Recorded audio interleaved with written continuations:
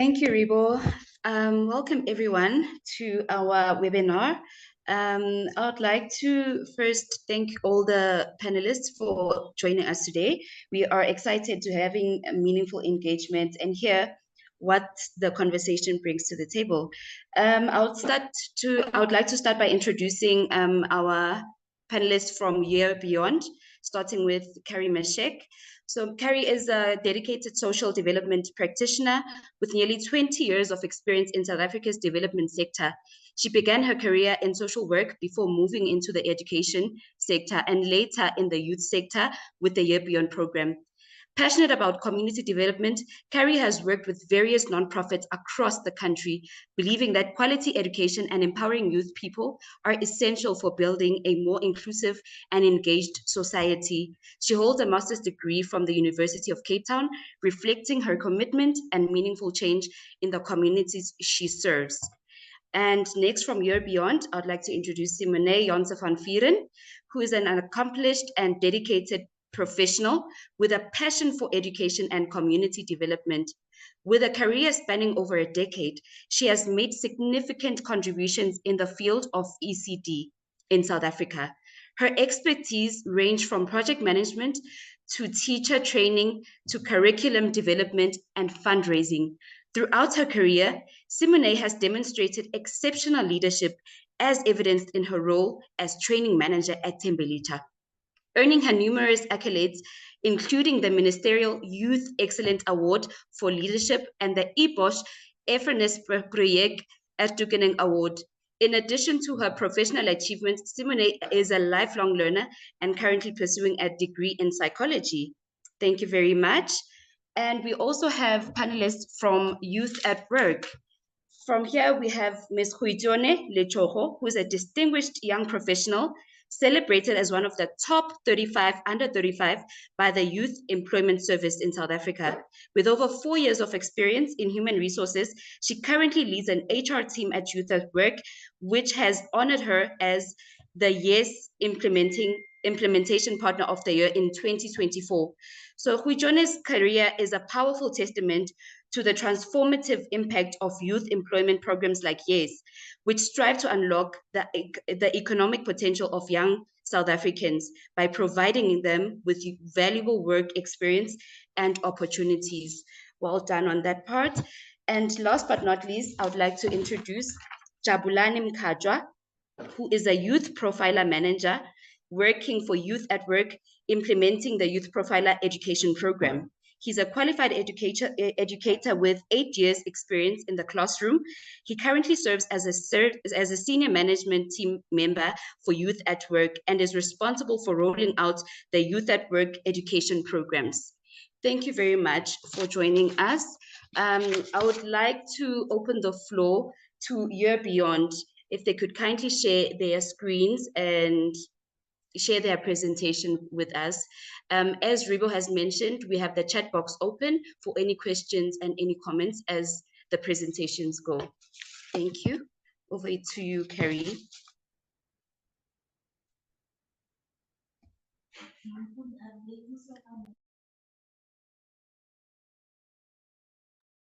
Oh, sorry, I started talking and then I made the very silly mistake of not turning on my microphone. Good morning, everyone. Thank you so much for having us this morning. There we go. Now I think we're on. Yeah, we are very excited to be here. We just see this as a lovely partnership to talk about the work that we're doing and yeah, and look forward to any questions that we might have. So we are from the Year Beyond office, and Year Beyond is really a dual beneficiary program. We are based in the Department of Cultural Affairs and Sports, and we see this partnership of a social franchise model that we have, which is working with organizations across the province and will be growing nationally next year. But working with organizations who are based in communities and know communities as part of the work that they do.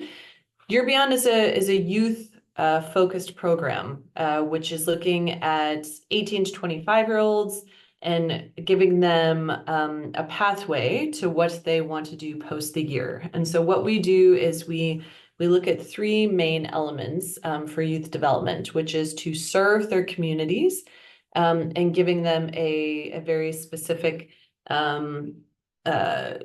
work space. And one of those is in the ECD space. And my colleague Simone is on the call, and she's going to talk more about that. We want to be able to enable young people to reach their full potential, and we do this by giving each of the youth on our program. We have about 3,000 youth across the program for this year.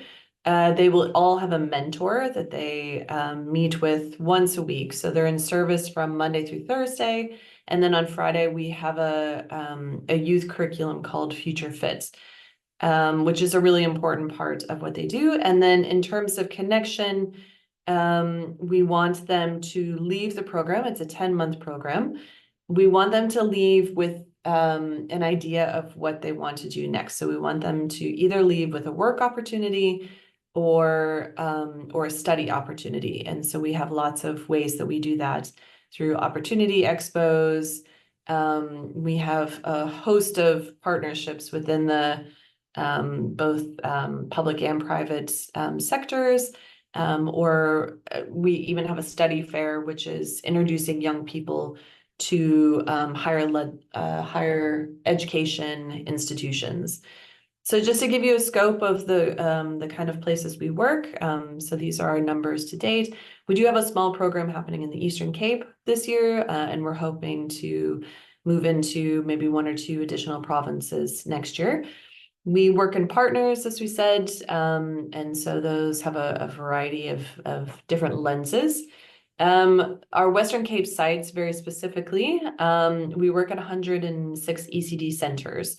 And again, Simone will talk about the sort of work that they are doing. And then, yeah.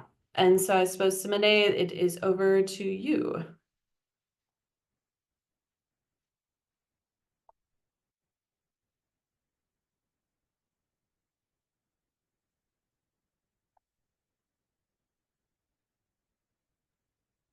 Thank you, Carrie. Thank you for that. I will be sharing. Hi, I'm Simone Jans van Vieren from Year Beyond, and I will be sharing about just the ECD program that we are doing. So this year was our first year of rolling out our ECD program. You can go to the next slide. So the ECD program is structured around sharing stories, and it focuses on developing gross motor skills and enhancing the holistic development and preparing children for school. It is designed to be playful and engaging and fostering a love for learning in young children. We have 3 focuses, though. Number 1 is the ECD centers, where the young people, we call Yeboneers, they go into the ECD centers from Monday to Thursday from 8 till 12 p.m., working with 3 to 5-year-olds, where they run a structured curriculum that involves literacy activities, building a love for reading, and movement and fun activities targeted at gross and fine motor skills. And the young people support ECD centers with admin and also just extra capacity. And then each child in the program every month receive a 1-page booklet that they get to take home with them and enjoy with their parents and caregivers. For the home visits, it's also from Monday to Thursday, from 12:45 till 4 p.m., where the young people, Yeboneers, engage with caregivers and parents with children who do not attend ECD centers. in their homes. And the visit lasts about 45 minutes, doing the same curriculum as they do in the ECD center, and then focusing on literacy and movement, etc. Every month, we leave a booklet with the child in the program as well, so that the parents can enjoy it with them as well. And then lastly, we do caregiver workshops. So once a month, caregiver workshops. This year we use another organization to do it for us, but next year we're wanting to roll it out as part of the program throughout the program, so that years can run caregiver workshops and organize community activations within the community as well. So our the Yebo ECD learner theory of change is targeted at supporting children to build literacy and imagination through stories and play. Parents and caregivers are supported to be involved in the children's development, and ECD centers are exposed to various interactive, fun learning methodologies. And our aim is to increase imagination, gross motor skills, fine motor skills, a love of stories, to increase in children who have access to caring adults who can play with them, and caregivers who are confident, because we realize, caregivers are the first and most important teacher in a child's life. And so therefore, if they have the right tools to use, they can also, be confident in knowing what to do with their children. And then increase in confidence of children and the engagement and play and learning. So that is our ECD program. And this year, the scope for 2024 for the ECD program was, we have about 178 active Yebuneers, and we are working in 106 ECD centers with 3 different partners, NGO partners, running the program in 7 communities.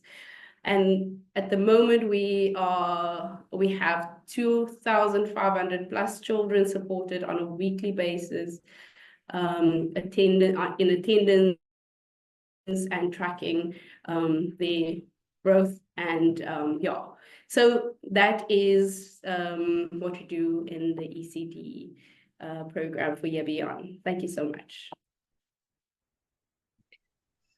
Thank you. Simone.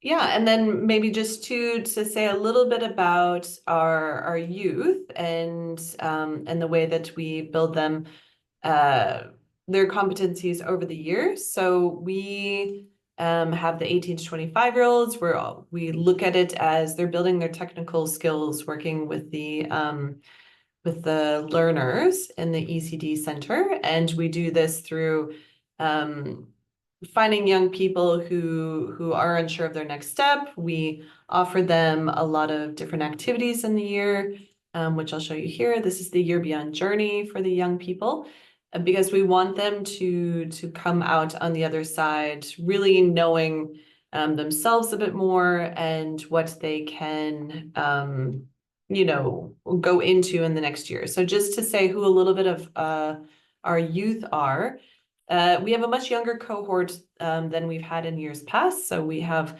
quite a few 18 to 20-year-olds in the program. The majority are women. Why youth join the program?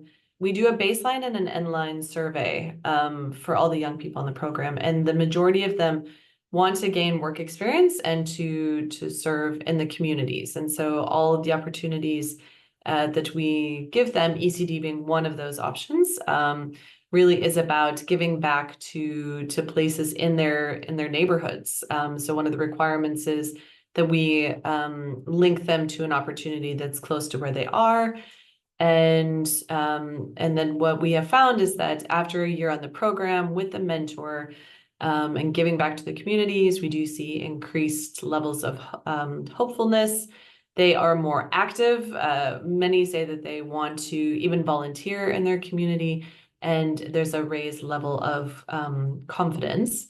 And then what is really interesting, I think, and one of the reasons that we love working in the education systems and really for ECD is that when they leave our program, the young people indicate, and this comes from our survey, that many go into either studying education or want to work in education as ECD assistants, or teacher's assistants if that program is happening.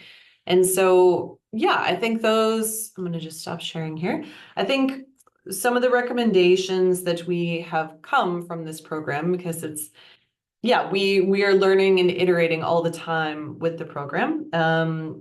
But I think that our recommendations is really around working in the space, meeting the needs of the children in the space, working very closely with the ECD principals and the teachers. We wouldn't want to disrupt the flow of ECD centers. So putting young people in doesn't mean we're displacing teachers that are already there. This is really a value add because there's a very curated program that happens, but we want young people to enjoy their experience and get to know the kind of ins and outs of the ECD centers and to gain skills. And so those are kind of our recommendations, is finding the young people who are really interested in working with young learners because they bring beautiful energy into the space. And then making sure that those young people, if they're interested in the education field, that we help them find those next opportunities. And that's, I think, it from our side. Sim, would you like to add anything else? No, that's good. If anyone has any questions, we are happy to answer. Thank you very much. So following up, I just want to know how can we influence broader change in ECD and youth development, or how can we attract interest or empower the youth to step in the ECD space? Because it's a space where it's not really recognized much by the youth. So how can we draw attention so that the youth are involved in the ECD space? So I think it's interesting. I think one of the things we want to do is expand our program next year and specifically within the ECD space.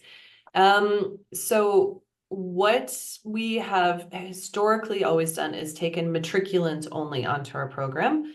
But with ECD, we take a level grade 10 and up. And so I think that it's the combination of, we don't want to just take anyone, just because people need work. We want to have the right people in the space. But we know that lots of people don't matriculate. And so we want to build up active young people. And so bringing down the qualification to come onto the program will reach a wider variety of young people. And we're in 7 communities now. We want to be in maybe 15 or 20 early next year. And so I'm hoping that a lot of ways that we get young people is through word of mouth.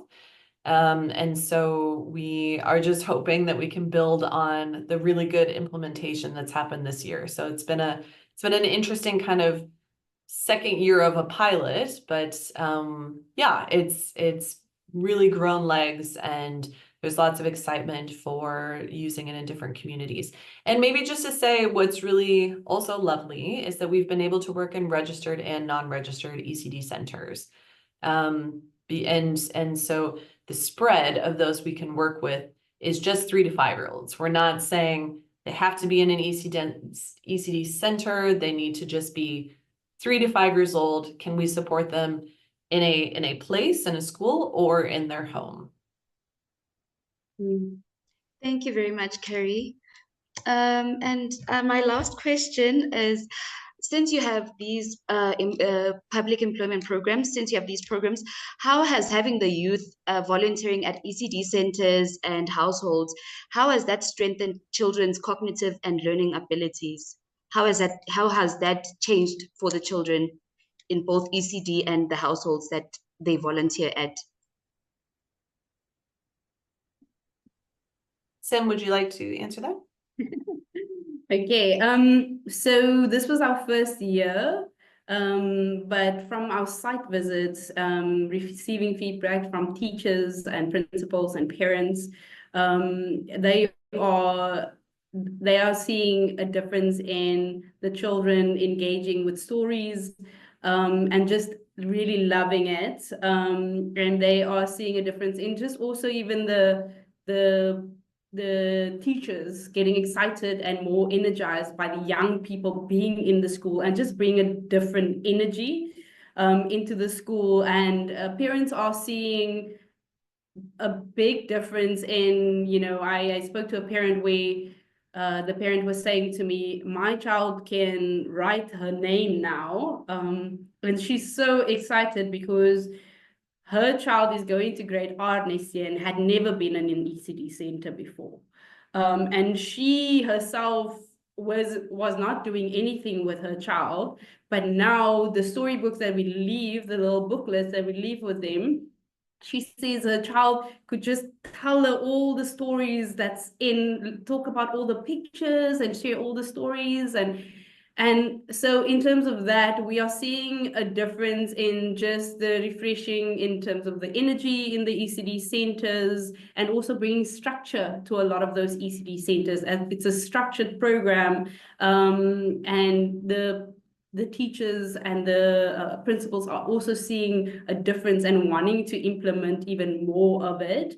And the parents are seeing a difference in the fact that their children were not engaging in anything and now wanting to express themselves even more, and their fine motor skills are also developing in the process.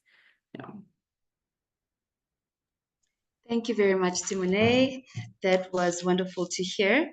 I think now I will hand over to Youth at Work to share their presentation with us. Thank you. I'll hand over to Huijone.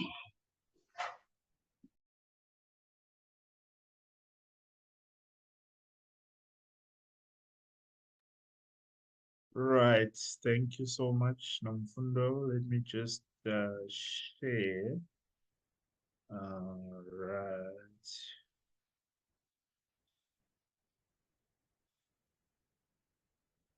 I hope you can see it on your end.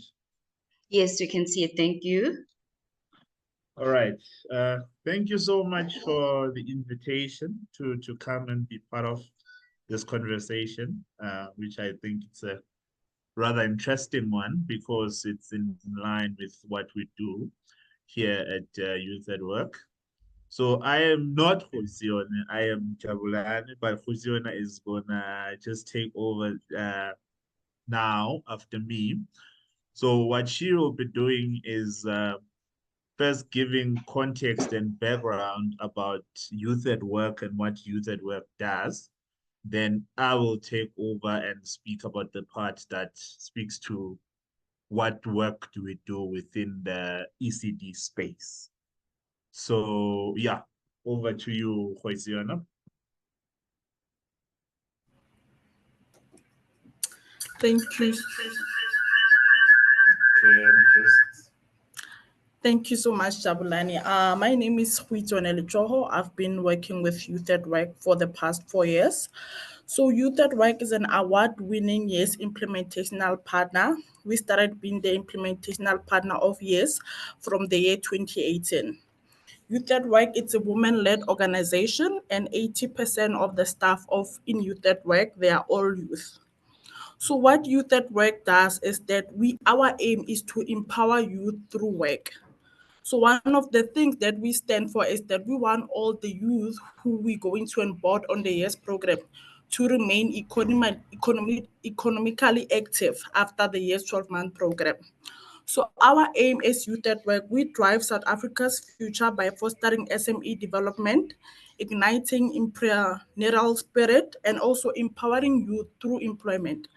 And so far, we were able to place over 10,000 youth on the YES program since we started in the year 2018.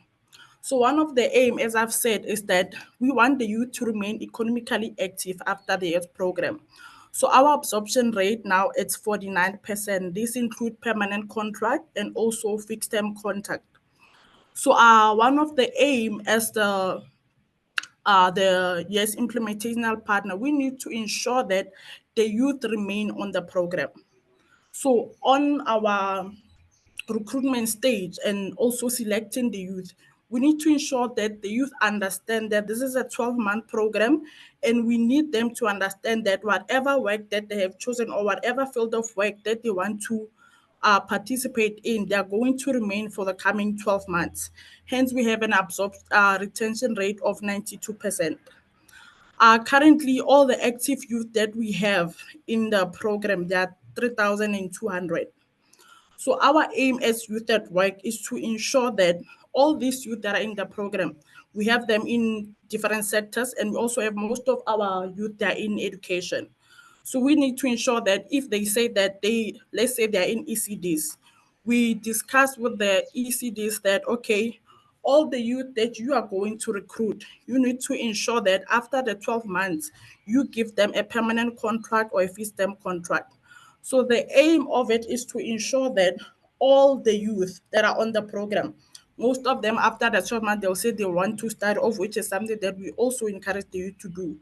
But then the aim, as I've said, of the program is to ensure that nobody goes back to be unemployed. You can go to the next slide, Jabu. Okay, next slide.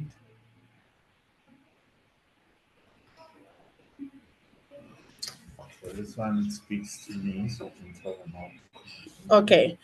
So as I've said, that we encourage the youth to be economically active and also to also learn. We also have Allison courses that we offer to the youth. They are free of charge.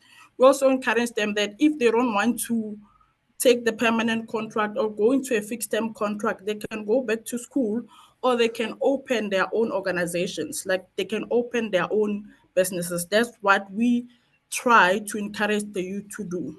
So currently now we have youth in learner profiler. So Jab will be able to explain more about how learner profiler works. But then the main aim is that as the youth are busy screening, there's an amount that the schools will be paying and the organization that they will be paying. So our aim is to ensure that because the youth will be funded on the year's 12-month program for 12 months. So all those money that the organizations are paying or the ECDs are paying, after the year's 12-month program, it will work because we are able to them contracts after that. So on our end, how you can register or how you can be a host site, like if you are an ECD and then you are interested in being our partner or a host site, you need to ensure that there's a MOU that we're gonna send to you, and you need to ensure that you understand about the YES program, of which the aim is to make sure that the youth get a permanent contract after the YES 12-month program. So currently the youth are earning 4,782. So when you give them a contract after their year's 12 months working experience, you need to ensure that it's the current minimum wage or more than the minimum wage. And you also need to ensure that you retain the youth. As I think one of the speakers said, that we just don't take anyone to participate on the YES program. You need to understand that if you are hired at an ECD, let's say you are a teacher assistant, are you passionate about that? Is this something that you want to do? What is your plan after the year's 12-month program? So you need to, as a youth, you need to be able to align that. You need to be able to know that this is what you want to do and where do you see yourself after completing the year's 12-month program. And also, as the ECDs or the schools, you need to ensure that you give the youth quality work experience, because this is the aim of this program. The youth need to gain quality work experience so that they're employable and also they gain practical skills. And we also need to ensure that you have good supervisors.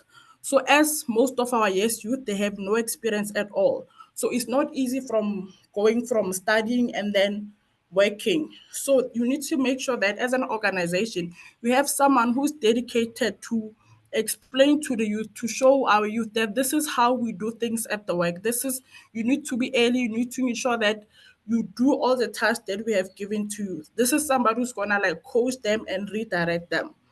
And also on our end, one of the things that we look when we recruit the youth must be between the age of 18 to 28, and we only cater for youth who are South African citizens and who have never participated on the YES program. I think on our end, this is like our whole modus operandi as Youth at Work, and then Jab will be able to explain more about learner profiler. Thank you. Right, thanks, Hoitzi. Thank you very much, Hoitzi. Yeah, so I'll just take over from Hoitzi and give more context about youth profiler and what we do. So quite often when I am out presenting, I'm being asked, well, people hear the name Youth at Work, and obviously what the first thing that comes to mind is an agency that places youth at work. So how are we then involved in education? So Youth at Work has another wing, if I may call it that, called the Youth Profiler. A Youth Profiler, it's a program, it's an education program that we run in different ECD spaces, as well as in different primary schools. So Youth Profiler, it's an assessment. So in ECD space, because the conversation today is about ECD, so I'll focus on that. Within the ECD space, we do baseline assessments for learners that are doing grade R. So within the ECD space, our focus is learners that are doing grade R. So we assess them for their school readiness. For example, by the time a child is doing grade R, there's certain content that they should be knowing by the time they are doing grade R. So our Youth Profiler program actually assesses learners to check if they are ready for schooling. For example, a child that's doing grade R and getting ready for grade 1, they should be knowing different colors. They should be knowing different shapes. They should be knowing how to identify different numbers. So our assessment actually looks at that to say, this child is at the specific age, there's certain content that they should be knowing, academic content that they should be knowing by the time they are doing grade R. Do they know that content? If not, then that is where our youth that we employ, as Hoitziona has mentioned, that we employ youth from 18 to 28 mostly, but there are some cases where we employ youth from 18 to 34. So that is when our youth, they get trained how to do what we call a gap intervention program. So a learning gap intervention program, it is when after we have conducted the assessments and the system has given us the results to tell us maybe this particular child is struggling in colors, this particular child is struggling in shapes, this particular child is struggling in letters, this particular, all the content that we assess for, we then do a gap intervention program where we go to those ECDs, we work with the teachers, we work with those learners to implement some of the recommendations that actually come with our system. I will go to the next slide. So how Youth at Work, how Youth Profiler is, basically it's a tech solution that helps to address foundational literacy skills problems while at the same time creating employment for unemployed youth. So the requirement that we normally have for people that we bring on board as our profilers, that's what we call them, because the program is called Youth Profiler. So the youth that we bring onto the program to conduct the assessments, to do the interventions, to conduct the reassessments, to measure the impact of the interventions are called profilers. So we normally take people that have just a matric, but they have interest in going into the education space. So people that maybe have just completed school, but they have interest in being in the classroom and working with the learners. They love working with the learners. Then those are the kind of people that we employ, and those are the kind of people that we train, and we bring them on board, and we give them the skills, we teach them the system so that they can go and implement in the different ECD centers that we work in. Right? I'll just go to the next slide. So I'll just share about our theory of change.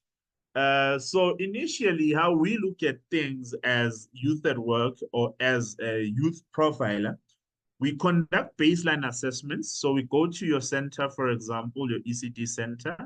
We get there, we conduct baseline assessments to all the learners that are present doing grade R. I think that's very important. Our program only starts from learners in grade R going up to primary school. So we conduct skills baseline assessment for learners in grade R. After we have screened them and we have identified learning gaps, we then develop an intervention program. So we're not trying to say, yes, we have assessed your learners and they don't know numbers and they don't know colors. You have a problem, so deal with it. We are trying to actually bring a solution to the problem that we have identified through our baseline assessments. So after the baseline, we deliver intervention, what we call an intervention program. That is where our youth that we recruit, that we train, work with the teachers, work with those learners to actually implement some of the recommendations that come with the assessments, because our assessments are done online through the learner profiler system. So the system then tells you if a child is struggling in this particular topic, these are the kind of activities you can do with the child. If a child is struggling in that topic, those are the kinds of activities you can do with the child. So our youth that we bring on board then actually ensure that those learners and those recommendations are implemented based on how the system has recommended. Obviously, after the intervention program, we also need to measure whether what we were doing actually worked or it did not. So from that, we do what we call a rescreening or a reassessment. That reassessment then assists us to compare results. So we can say, when we first arrived at this center, this child obtained, for example, level 2s. But 3 months later, after they received intervention programs, for example, on shapes or on numbers, they were able to score a level 4. Then we can therefore say those intervention programs have worked because we have seen an improvement in the academic performance of the learner. Obviously, if after the reassessment, we see an overall increase in marks. We see an overall increase in school retention in context of schooling. In context of high school, we see more learners going towards the STEM subjects, your maths and your science, because they've had a good foundational literacy in ECD space as well as primary. And we see a lot of them moving towards tertiary education. And obviously, we all know that if people have tertiary education, they are going to contribute positively to the economy, and the economy will grow. I'll go to the next slide. So youth profiler, we actually started piloting, if I may call it that, last year. We were commissioned by a company called Township Flavor in Diepsloot. There's a township here in Gauteng called Diepsloot, where we were commissioned to use the system to assess learners, 500 learners to be exact, and those learners were spread across 23 different ECD centers. So from doing that pilot, the ECD owners and the learners and all the community at large were so happy and so fascinated by our program that they then asked their own ECD forum that they have in the area. They have about 50 ECDs in that forum to actually commission youth at work as well to assess more learners and those learners from the other centers that were not beneficiaries of the Township Flavor Project.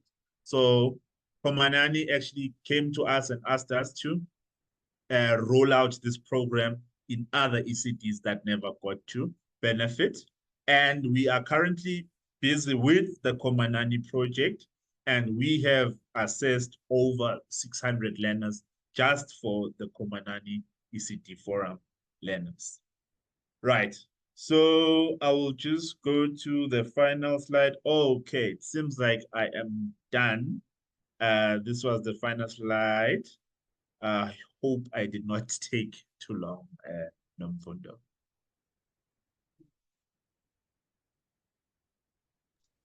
Thank you very much. It is wonderful to hear how both programs have been such an influence to the youth and the ECD space. So we have a comment on the chat box.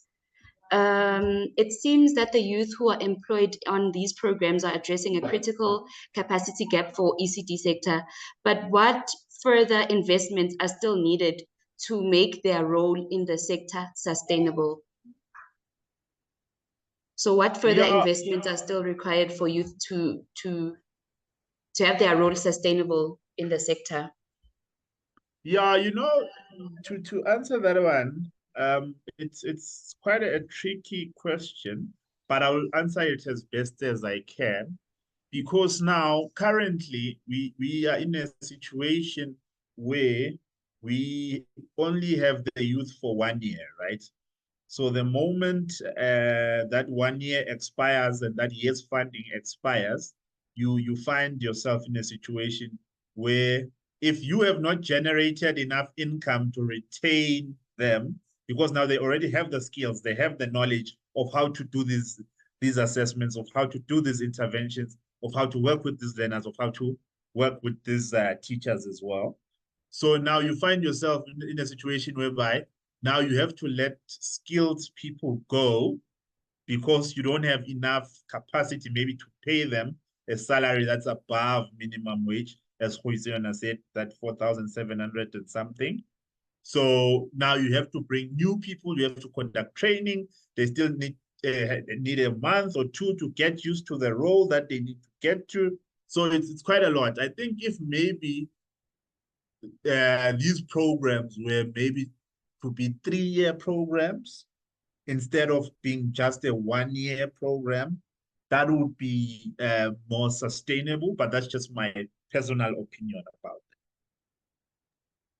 Thank you, Jabulani. So I just want to follow up on that and just ask, what are some of the challenges in transitioning the youth from public employment programs to other earning opportunities? So can we say that the duration, is it the one that's hindering the youth from transitioning further into other opportunities? So what are some of these challenges in transitioning them from, you move from this program and now you must move to another earning opportunity? Yeah, I think Kwetsi will be in the best position to answer that, as she's our HR lead. So she's actually in the front line dealing with those kind of issues. So she'll be able to provide more insight about that. Kwetsi, just please respond to Nomfundo's question. Thank you. Thank you, Jabu. And Nomfundo, regarding that, most of the issues that we have on our end is that most of these organizations that we work with, our partners, they are willing to give this youth like a permanent opportunity or a fixed term opportunity. Sometimes it goes down to the character or how the youth have been behaving from the past 12 months on the year's program. So most of the issues that we have with our youth is that they are not taking these programs very seriously. And we explain to them that on the YES program, you can only participate once. So what you do with the opportunity is up to you. For instance, I, for one, was on the YES program, and I'm still working with Youth at Work. It's been like over 4 years working with Youth at Work. So it goes down to exactly the youth need to figure out if before participating on the YES program, am I really passionate about the work that I'm going to do?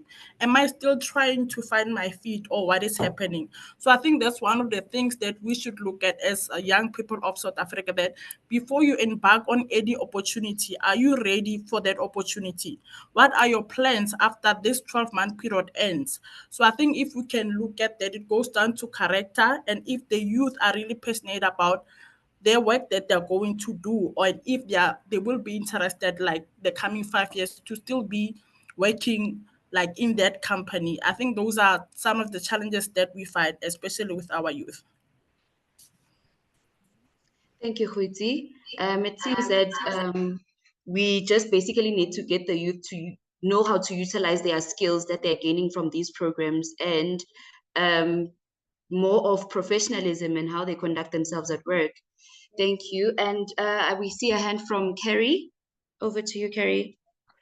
Thanks. I just wanted to add on what the colleagues said, because I think they're so right. I think that often youth leave these opportunities and have their expectations are just not going to be met. They sometimes think they're going to go into high-paying work, or work is going to fall in their laps. And so one of the things that that we have found really impactful is having that role of a mentor to youth while they're on the program. So whether that is an ECD principal, a teacher, someone from the organization, having someone who can kind of hold their hand and get them ready for those next steps, and just talk about, what is if you have a qualification, what does that mean? Or actually, to take the next step, you need to study, and what does that look like? Someone that can help with an application, someone who can be a reference for them.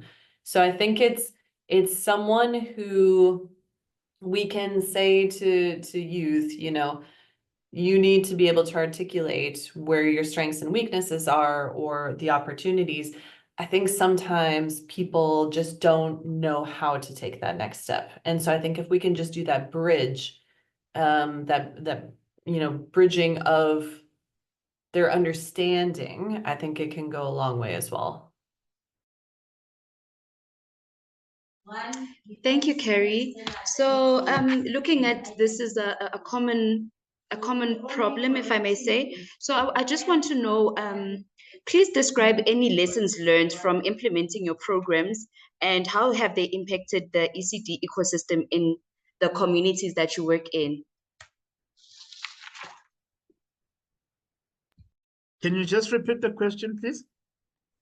Okay, can you please describe any lessons learned from implementing these programs, and how have implementing those programs impacted the ECD ecosystem in the communities where you work in? Yeah, so the one lesson that we have learned, especially with the kind of program that we do, right? When we first started the program, we started working in the more suburban areas, if I might call it that. Then when we actually got the opportunity to work in an area like a township, a rural township like Diepsloot, we were actually saw that the level of education that those learners in those ECDs are exposed to versus the level of education, for example, that learners here in Randburg, where we are right now, would be exposed to. It's two different quality. So that for us as youth at work actually gave us that thing to say a lot needs to be done in order to bring all the learners to the same level. Because the same assessment, you take it, you give it to, for example, a 5-year-old that I know it starts from a 6 because then grade R level type of assessment. But you take it, you give it to a 5-year-old, for example, that goes to a more suburban ECD center, and you take it and you give it to a 6-year-old that goes to a deep sleuth type of a center. In terms of the results and how these learners answer these questions, it's just two different levels. So for us, we actually saw that as a big challenge. That's why we are continuously trying to even upskill the people that we call profilers. Yes, we employ them, unemployed youth that have just finished matric or whatever. We take them, we bring on them onto our program. We give them the necessary training of how to do these things. But over and above that, Youth at Work also offers the profilers education in terms of the Allison platform. I don't know how familiar you are with Allison, but you can actually study a lot of different qualifications on Allison. So part of the requirements that I always drive to my team, and I'm the one who works with them directly, to say, yes, guys, you are receiving training from us, but also study something that is related to what you are doing on a daily, so that even after this 1 year passes, maybe we can't take you permanently or whatever, but during that 1 year period, you have actually managed to get yourself additional qualifications and additional skills, and you have actually equipped yourself to be better employable beyond just Youth at Work. I don't know whether I've answered your question. Thank you very much, Jabulani. You have answered. I think we have a hand from Simone. All right. Not it, Simone. Hey, so just to share from our side what we've learned so far this year, as well as I've learned that in terms of the franchise model and working with implementing partners that hold a space in the community, it's so important. That relationship between us and them is so important, because they are the ones who know what's going on in the community, and they're the ones who are able to, address some of the things, that issues that come up within the community. So therefore, the close relationship to allow them to be able to implement their expertise as well. So, for example, for us, we give them the opportunity to expand, whether it is to now be able to also do work with parents when they've been working with ECD centers, and or work with ECD centers when they've only been working with parents. Now they are able to, so we just leveraging on that, because working with young people and making sure the program is being implemented with quality and all of that, because yes, we can have an amazing program, but if it's not delivered, if the quality is not delivered on the other side, the impact and the growth might not be that great. So it's been amazing to see that the relationship, that closeness is important, and not just coming and telling what you want done, but that the hearing from the implementing partner and seeing how they go about addressing those things. So yeah, I thought that has been valuable, and making sure that we are, addressing that, dealing with the ECD centers and the parents in the community, and they play such a vital role in that. Yeah, thank you. Thank you very much, Simone. We have another hand from Ribo. Thanks, Nomfundo. Yeah, I think I wanted to draw on what Jabulani said, as well as what Simone said about the lessons learned, is that I think what's coming through is the fact that to make it meaningful for young people and for the sector as well, is also moving away from the traditional thinking about ECD, that you can only work in an ECD or only do classroom-based work. But I think it's about exposing our young people to other areas within the sector to strengthen it as well, whether that's having someone do admin, whether, I mean, you know, we also implementing the NYS, and that's one critical lesson we've learned is exposing them to work on nutrition. You can become a nutrition ambassador, you can collect data, you can, you know, and all of those things contribute to strengthening our communities, especially as they relate to ECD. And I think that's such an important lesson.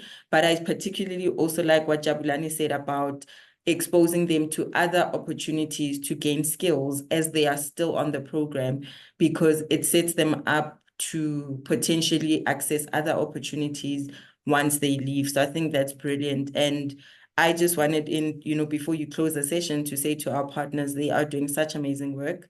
They need to continue, and yeah, we look forward to seeing more and more of what they're doing. So yeah, thank you so much. Thank you so much. And I just want to close by saying I myself am a beneficiary from transitioning into a public employment program in the ECD space, and now currently a program coordinator. So I think do continue to encourage the youth and allow them to take up the space in the ECD sector. So you guys are doing such an amazing job. And thank you very much for joining our session today. The session will be available on social media platforms if you would like to view again. Thank you.